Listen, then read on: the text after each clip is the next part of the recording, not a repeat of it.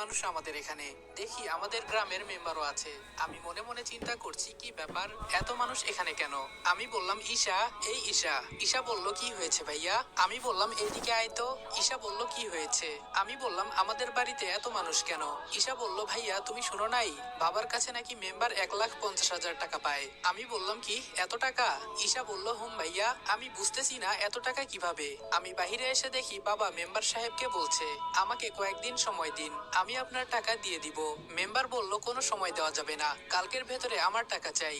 যদি টাকা না পাই তাহলে তোমার এই বাড়িটা আমার নামে কাগজে লিখে দলিল করে দিবা। বাবা বলল দয়া করে আমাকে একটা মাস সময় দেন, আমি আপনার সব টাকা দিয়ে দিব। মেম্বার বলল অনেক সময় দিছি, আর একদিনও না। এই সবাই শুন, কালকে হয়তো আমার টাকা দিবে, নইলে ওর বাড়িটা আমার নামে করে দিবে। এই বলে চলে যায়। বাবা বারান্দায় বসে কান্না করছে, আর মা বাবাকে সান্ত্বনা দিচ্ছে। আসলে আমি বাবাকে কখনো এভাবে কান্না করতে দেখি নাই। নিজের কাছে খুব খারাপ লাগছে। কি করব আমি কিছুই বুঝতেছি না। আমি বললাম আম্মু এত টাকা কিভাবে হলো? বাবা বলল বাবারে আমি অনেক আগে এই ঘর বাঁধার জন্য 50,000 টাকা নিয়েছিলাম, কিন্তু অভাবের কারণে দিতে পারি নাই। কিন্তু আজকে নাকি এই টাকা সুদে আসলে এত টাকা হয়ে গেছে।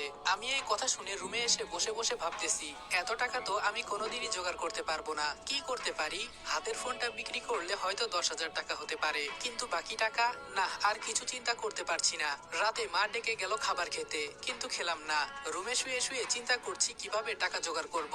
কখন যে ঘুমিয়ে গেছি বলতে পারি না। সকালে যখন ঘুম ভাঙলো তখন শুনি আম্মু কান্না করছে। আমি তাড়াতাড়ি আম্মুর রুমে গিয়ে দেখি বাবার গলায় দড়ি ঝোলানো ফ্যানের সাথে, আর আমার মা বাবার পায়ে ধরে কান্না করছে। আমি ফ্যান থেকে বাবাকে ধরে বিছানার উপরে রাখলাম। আজকে কেন জানি মনে হচ্ছে আমাকে ছায়া দেওয়ার মতো কোনো মানুষ আর নেই। বাবাকে ধরে কতক্ষণ কান্না করলাম। বাবার কাফনের কাপড় সবকিছু রেডি করে বাবাকে কবরে রাখা হলো। আজকে এই টাকার জন্য আমার বাবা মারা গেছে। আমি ছাড়বো না কাউকে, সব কয়টাকে দেখে নিব। শুধু একটু সময়ের অপেক্ষা। আজকে প্রায় 3 দিন হয়। রাতে আমাদের বাসায় মেম্বার এসেছে। মেম্বার বলল রনি এদিকে আসো তো একটু। আমি বললাম জি আঙ্কেল বলেন। ভেতরে রাগে আমার শরীরটা ফেটে যাচ্ছে। মেম্বার বলল তোমার বাবা মারা গেছেন, আমি খুবই দুঃখ পাইছি। তোমার টাকাও দিতে হবে না, ঘরও দিতে হবে না, যদি আমার কথা মানো। আমি বললাম জি বলেন, কি করতে হবে আমাকে? শয়তানের সব সময় শয়তানি বুদ্ধি থাকে।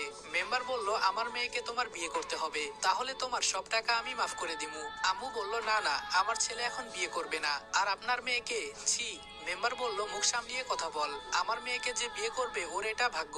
আর টাকাগুলো তো মাফ দিতেছি। ভালো লাগতেছে না? এত টাকা দিতে পারবেন?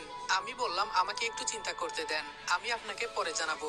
মেম্বার বলল কোনো চিন্তা করা করি নাই, হয়তো টাকা দিবা নইলে আমার মেয়েকে বিয়ে করবা।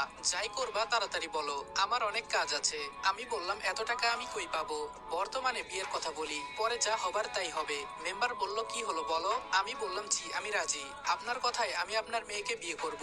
মেম্বার বলল তাহলে আমি আগামীকাল কিছু মুরব্বি নিয়ে এসে বিয়ের 3 তারিখ ঠিক করবো নে, তাহলে আজকে আমি উঠি। এই বলে চলে গেল। আম্মু বলল বাবা তুই এটা কি করলি? তোর বাবার জন্য তুই কুরবানি হতে চাস কেন? ঈশা বলল ভাইয়া তুই এই মেয়েকে বিয়ে করিস না, এই মেয়ের চরিত্র খারাপ। মাহি ছেলেদের সাথে যা ইচ্ছা তা করে বেড়ায়। আমি বললাম বোন বাদ দে, এসব হয়তো আমার কপালে লেখা ছিল।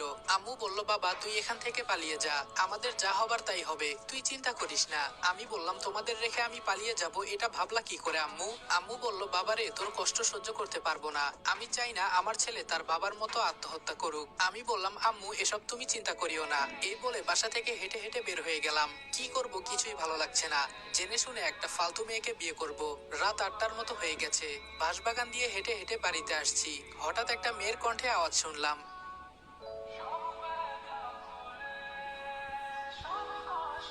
বাবার রাত 8টার মতো হয়ে গেছে।